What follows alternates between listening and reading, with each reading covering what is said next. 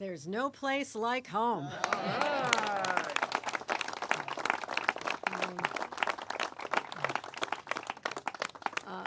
This just warms my heart. And on this spectacularly beautiful Labor Day in September in Buffalo, New York, as a famous coach used to say, where would you rather be than right here, right now? And I'm excited to be joined by so many friends and joined by an incredible leader. Roberta Reardon has been through the trenches and back again. What she had to do to allocate over $100 billion of assistance to people in their time of need during this pandemic. I want to give her a round of applause for her amazing leadership. Thank you. We have a grand marshal of our parade here too, John Moody, and I want to thank him for all his great work, and he'll be leading us off. And our Congressman Brian Higgins. You look up "fighter for labor" in the in Wikipedia. The word Brian Higgins appears right next to it. Brian, thank you for using your personal story of what your father did and grandfather and others who came from this community and worked so hard. And a similar story for Tim Kennedy, local boy made good. I remember him in his early days. He has become a real significant force of influence in our state capitol as well. I'm really proud to work with State Senator Sean Ryan. Really hit the ground running from his experience at the Assembly. He's been out there for us. Also, I saw that our majority leader of the New York State Assembly, Crystal People-Stokes, is here in person, in the flesh. Crystal People-Stokes.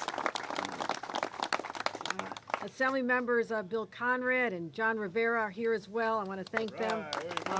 Mayor Byron Brown. Is Byron Brown here? I saw Brian. I didn't see the mayor.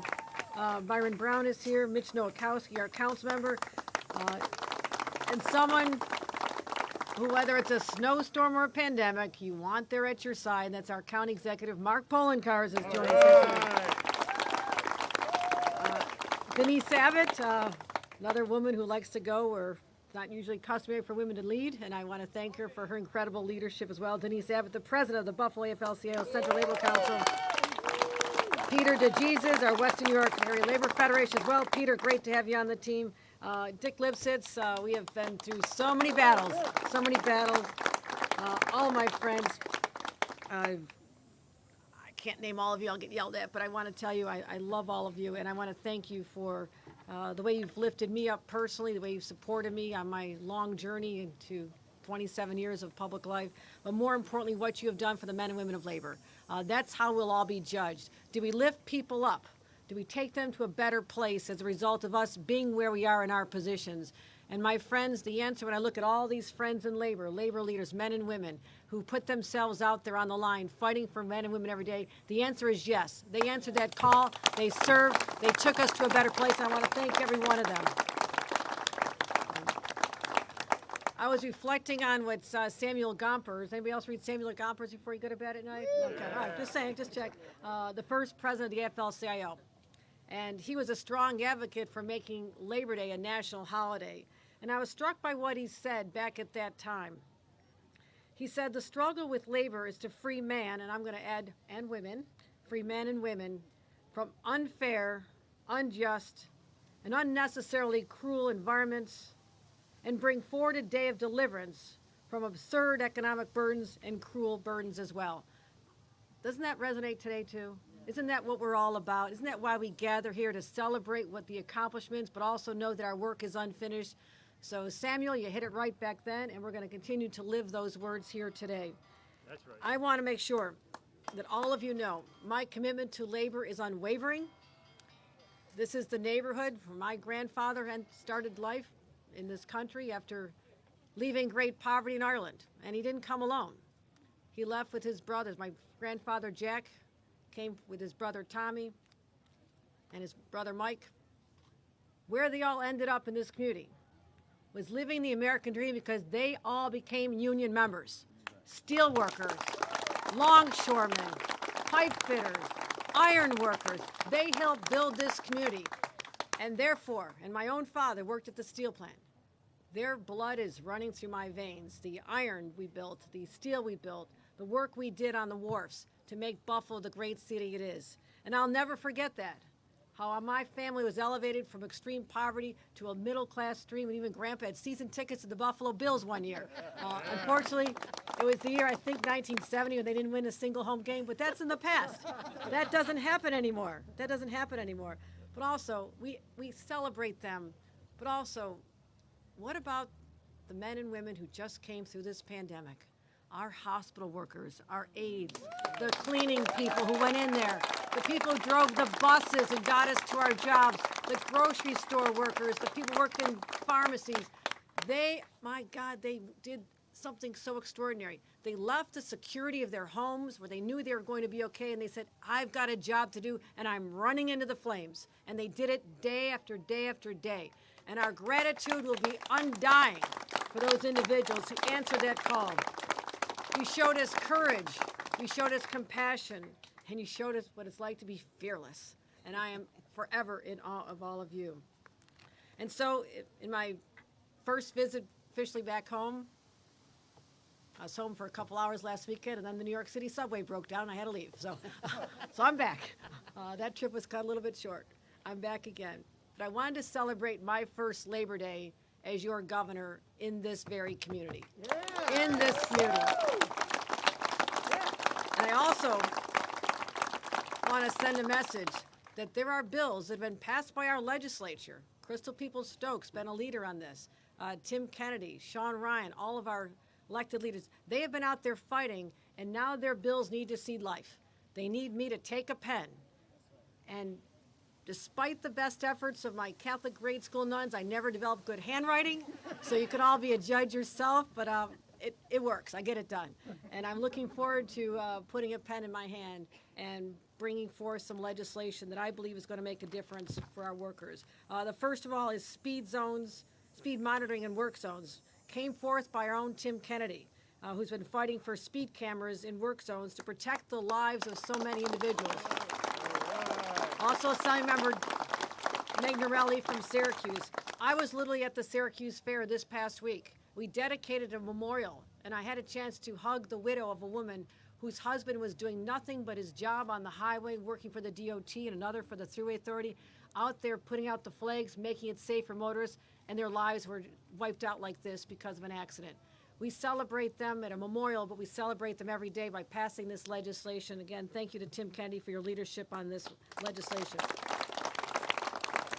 I'm also passing legislation supported by Senator Ramos and Assemblymember Joyner in New York City to fight against wage theft. What I'm talking about is there are unscrupulous people out there who take advantage of others and do not pay them what they're entitled to in defiance of our laws. And in some cases, it's a subcontractor on a project. So we need to have accountability. We need to make sure that those people are paid. It's not their fault if an unscrupulous subcontractor walks off a job or doesn't pay them what they should or tries to pay them under the table. So our contractors will be engaged in this, being held responsible for what happens with the subcontractors. So I'm making sure we sign that into law as well. Want to make sure that we get a bill to sign. It's important, particularly for New York City, but it was introduced by my new Lieutenant Governor, Brian Benjamin, so I wanted to give him a special win before he becomes Lieutenant Governor.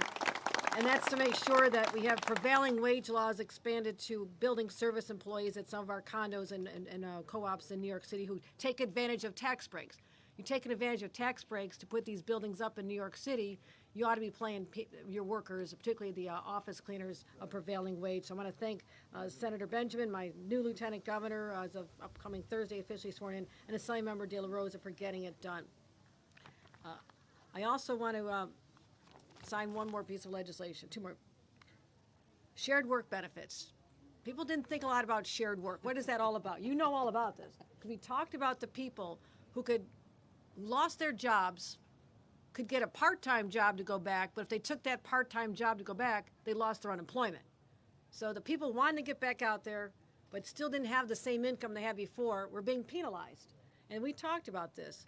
So we're going to fix that. We're going to lift the cap on shared work benefits from a strict 26 weeks to an amount equal to 26 worth of benefits, meaning workers can be more flexible, whether they're in the gig economy and others. so they can stay longer, working longer, while at least receiving partial benefits. It's good for our employers, it's good for our workers, and I want to thank Senator Ramos and Assembly Member Joyner for getting it done. Lastly, I mentioned the individuals who put their lives on the line during the pandemic. This year, the legislature, and it was signed last May, they passed historic legislation known as the New York HERO Act, and that requires workplace safety and health precautions in response to infectious disease outbreaks. Thank you, Department of Labor, Roberta Reardon, our Department of Health. They developed the new standards, but they'd only take effect when the Commission of Health triggers it. I've talked to the Commissioner of Health. I say, let's get it done. Back when this was signed, we all had this vision that the pandemic would be behind us. That didn't happen. That didn't happen. This pandemic, particularly the Delta variant, is continuing to rage. It's creating unsafe conditions in some workplaces, and if we want to get people back to work and get our kids back in schools, we need to have standards that not just are on law, but are actually enforced. And that's the action I'm going to take here today by signing this directive of the Commissioner of Health to make sure that the New York HERO Act, which has been talked about for a long time, but we're finally going to make it become a reality right now. I also did neglect to mention Assembly Member John Rivera is here as well. Did I mention you, John? John, sorry. I'm not going to forget John Rivera when I come to his hometown. Thank you, my friends. It is so heartwarming to be here once again, to see you in person, to know that I'm a Buffalo girl through and through, and I'm taking those values and sharing them with others to know we know what hard work is all about. We know what it's like to sacrifice. We know what it's like to build the American dream because of labor unions. And this is the most unionized part of the most unionized state in America. So where else would you rather be, Marv Levy? You'd rather be right here, right now. Thank you, my friends. Happy Labor Day.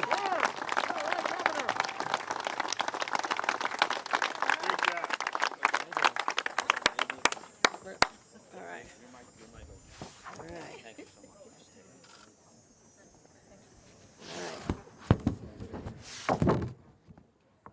Sorry, Sister Janice, I just didn't listen real well when you were talking about how to write nicer.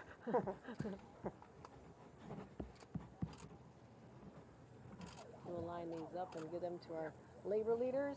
Labor leaders? Thank you. There you go.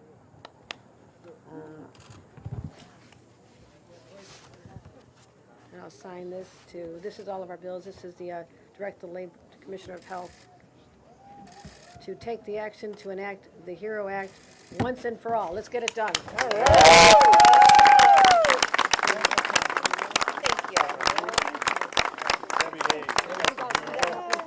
Please, thank you. If there's any act, I'll give it to them. You guys have enough pens, right? Yeah. I would love one. How about Peter? I also want to mention that our commissioner, the DMV, is here too, Mark Schroeder, back in his own neighborhood. Let's say hi to him. I'm sorry I didn't catch you. Peter, right. Sammy. Take your brother. I'm going to get Sam. Thank you.